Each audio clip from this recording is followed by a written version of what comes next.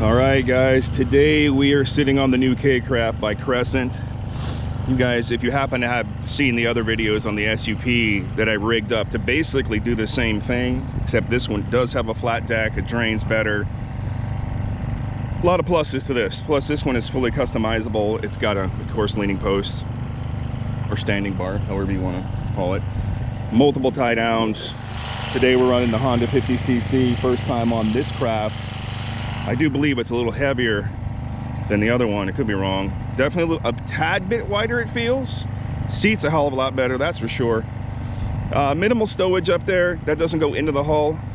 Kind of wish it did, but it didn't. I don't use the straps in the front for the rods.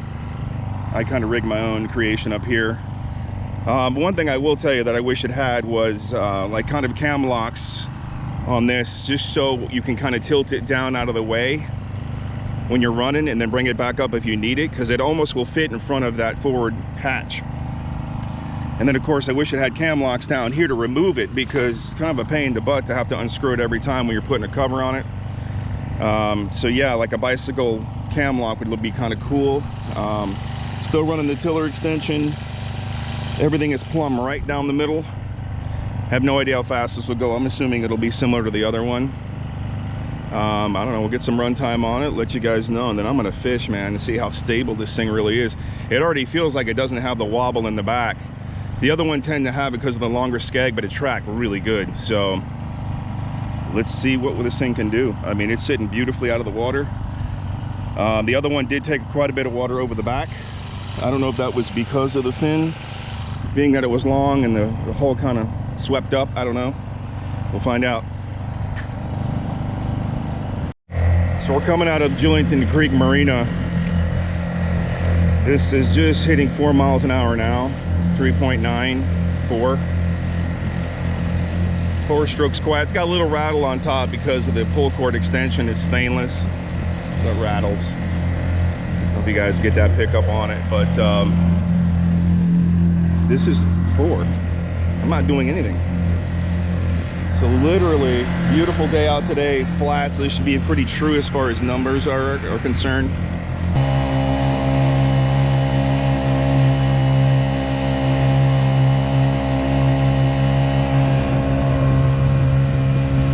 All right, we're not getting any splash over that front.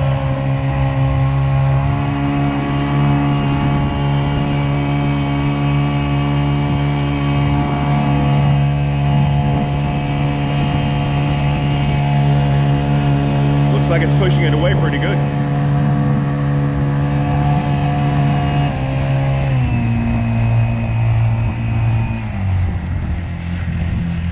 All right, so we ran about 75% throttle, like 5.9. Not feeling any more speed out of that, so I'm gonna bring it down. Not really sure what the max is so far. Let's see, 5.8, 5.9, okay. Current wise, not much. Now we're going into the wake. This is not really waves, not compared to what I'm used to in Miami. So my concern would be 2-foot waves. You got to go slow. 1-footers, no problem. Okay, that's 4.35. That's a nice speed. Let's push it.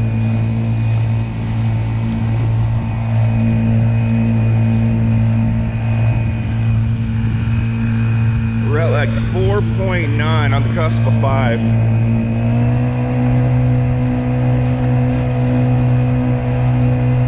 Five 5.1, 2, 3.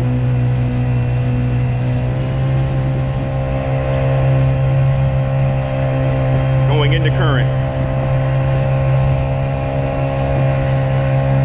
Very stable so far.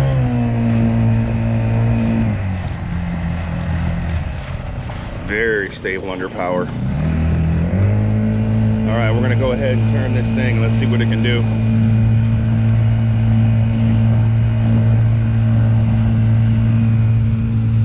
This is under power at about 4 or 5. Not hard turning yet. Got to get used to this one. Oh yeah, it turns on a dime.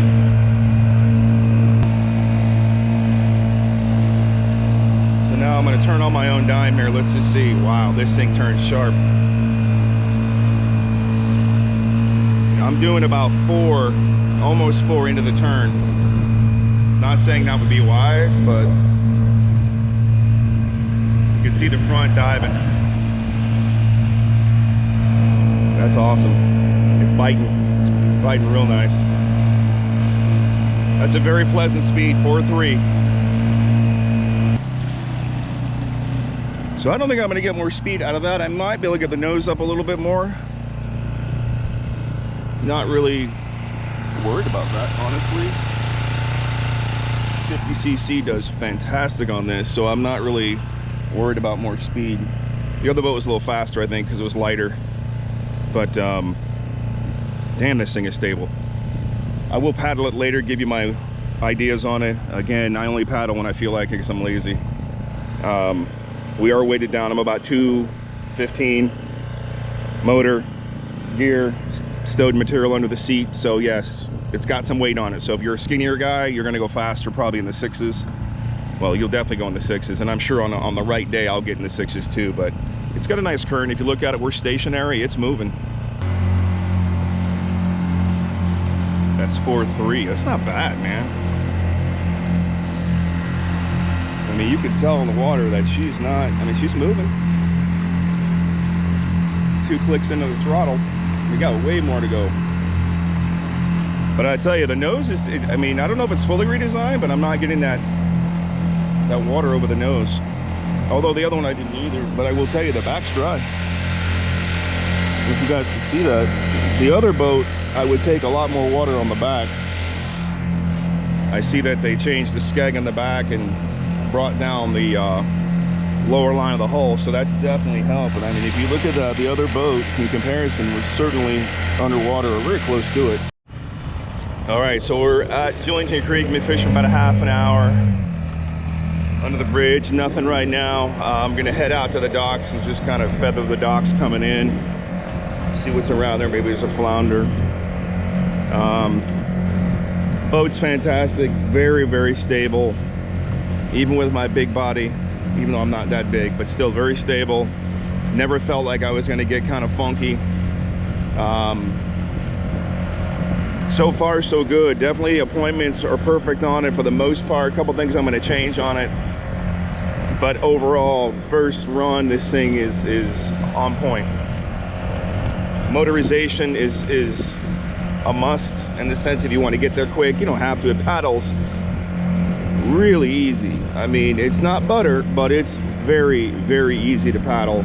The nose stays straight, which I was concerned about with the smaller skeg. Overall, it tracks really nice with minimal effort. But we're gonna kind of punch it now and see where we're at. Right now we're at like 3, I wanna say we're about 3.2. Current's heavily picked up in a sense. We got high tide in about 2 hours, so it's booking. But it definitely will get you places that, you know, your kayaks can't run. Well, I guess they could run in technically, but if you're only talking a few inches of water, this will do it. So let's see what we got.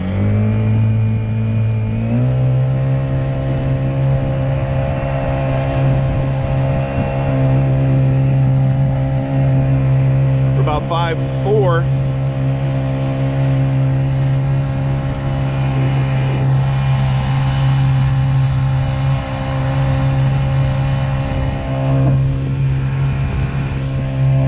Coming up, nothing on, not really anything crazy. Again, not much wake.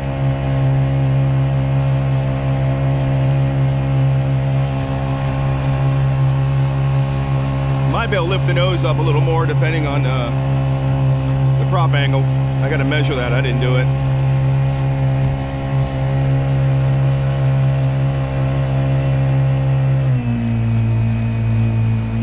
That was about 5.8. Almost 5.8. That's like 4.9 right there.